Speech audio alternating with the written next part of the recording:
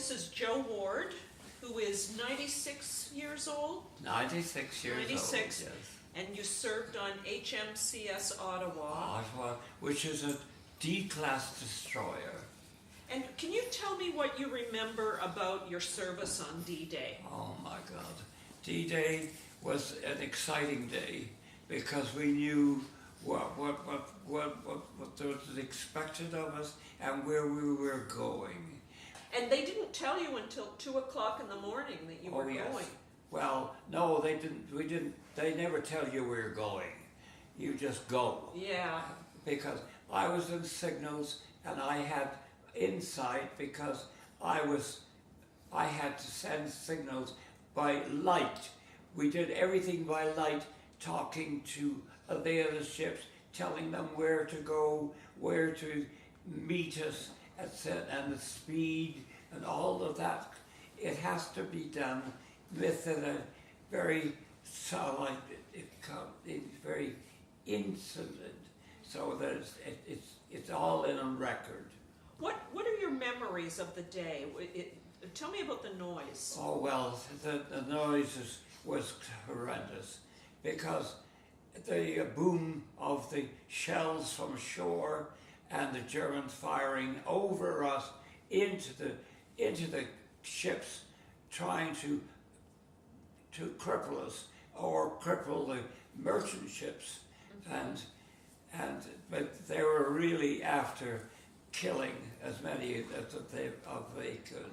And you saw a few people, Yes. many people who were killed. Oh yes, a lot of people died on D-Day, but it was just the way it was, and we were all there and doing our job. I was in signals, sending VS. I did a lot of work on VS, light, flashing light. And where did you have to stand on the ship? Well, I was up on the bridge because you've got to be out exposed and you don't have a choice. You have no protection of no, any kind. nothing. It's just, you're just sitting there or standing there and they tell you where you're going to go and that sort of thing. You're a pretty good target.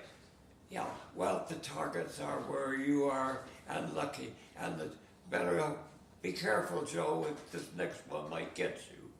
But that was the way it was. Didn't get you, but it got a lot of your friends, didn't it? Yes, well, yes, a lot of them. And that's the heartbreak, is when you look back now and think of the boys that you knew so well, Bonnie Rollick, Phil McCormick, Jimmy Round, and people like that you went to school with, right from high school right in, and next day you're out, right, in the middle of it. And you came home and they did not. That's right, and that's just the heartbreak. But that's just the way it was. We had to know, they had to realize that this is the way it is. If you're going to die, you're going to die. If not, you might get wounded, you'll be brushed. And I was so lucky. I was just plain lucky because I had no more protection than anybody else. And I had and we were in with the big guns, the 12-inch, 16-inch cannon, and firing over our heads There were a couple of men on your ship who were very badly injured, weren't yes. they? Well, can you tell what happened to them? Well, we don't know how long they survived, because it's like anything else. It happens now, and if tomorrow you don't know, and it's just exactly. So, and I was lucky, and that was plain luck. And today, when I go down there to the Navy, and they ask me to come in, and I'll teach the young ones how the Morse code works and how you use. I enjoy it, and I've never forgotten it, and that's just the way it is. It's just life. It's living. But we have to be grateful.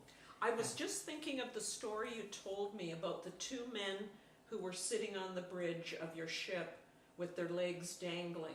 They were officers.